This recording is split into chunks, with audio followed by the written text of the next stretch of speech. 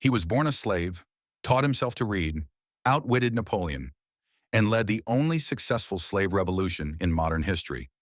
But they don't put him on your classroom wall, and they definitely don't want you to know what he really did or how he died.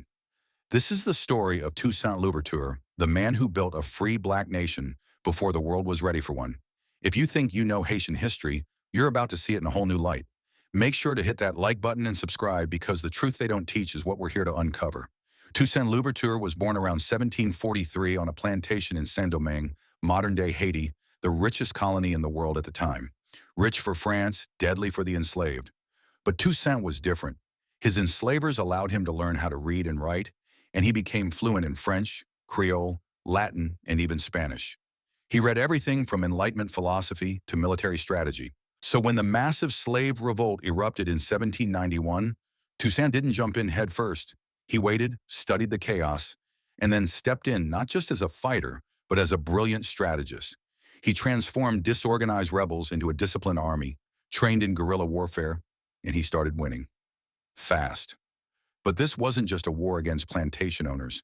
The revolution became a three-way battle against the French, against the Spanish, and against the British. Each empire wanted control over the colony, and Toussaint played them all like chess pieces.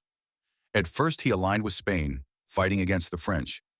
Then, when revolutionary France abolished slavery in 1794, he switched sides and fought for France, turning on the Spanish and eventually the British.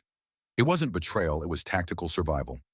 By 1801, Toussaint had defeated every invading army and established control over the colony. He wrote a constitution, abolished slavery forever, banned white land ownership, and declared himself governor-general for life. But here's where the controversy starts.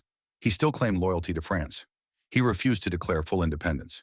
He believed that Saint-Domingue could be black, free, and still maintain a relationship with France that benefited trade and stability. But that same decision to hold on to a connection with France would eventually be used against him. And his leadership style? It drew criticism even among his own generals. To revive the economy, Toussaint forced former slaves back to the plantations under military-style labor contracts. It wasn't slavery, but it wasn't freedom either. He believed the colony's survival depended on production, and without economic strength, France would come back to re-enslave the population. Many didn't agree with him. His former ally and future revolutionary, Jean-Jacques began to quietly resent his decisions. While the world saw Toussaint as a liberator, some within his circle saw him as too cautious, too loyal to the empire that once enslaved them.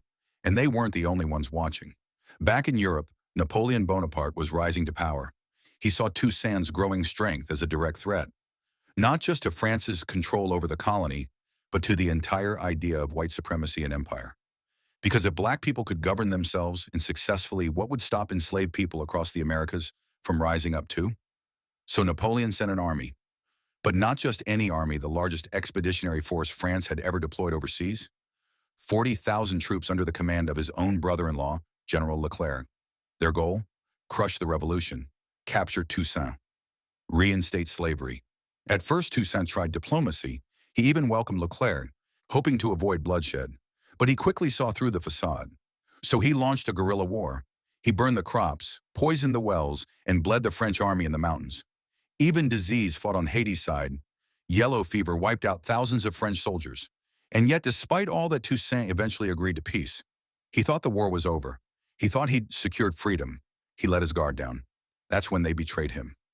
In 1802, under the false promise of negotiation, the French captured Toussaint and deported him to France. He was shackled, shipped across the ocean, and locked in a freezing prison in the Jura Mountains. There was no trial, no visitors, no justice.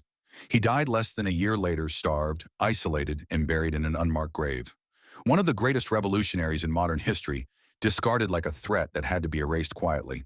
But he didn't leave quietly. Before his death, Toussaint said, "In overthrowing me, you have only cut down the trunk of the tree of liberty. It will spring up again by the roots, for they are many and they are deep." And he was right. 1 year later, his former general, Dessalines, took up the fight. Napoleon's army was crushed. The French retreated. And in 1804, Haiti became the first black republic in the world, the first nation ever formed by people who freed themselves from slavery. The revolution succeeded, but Toussaint never lived to see it. His name was nearly erased. France ignored him. The U.S. erased him. Even in Haiti, his legacy was complicated, too moderate for some, too radical for others. But here's the truth. There would be no Haiti without Toussaint Louverture, no Dessalines, no 1804. He was the architect, the strategist, the symbol that freedom was possible even when the entire world said otherwise. So ask yourself this: why isn't Toussaint Louverture taught with the same respect as George Washington or Napoleon? Because he represented a threat, not just to slavery, but to white supremacy, colonialism, and empire.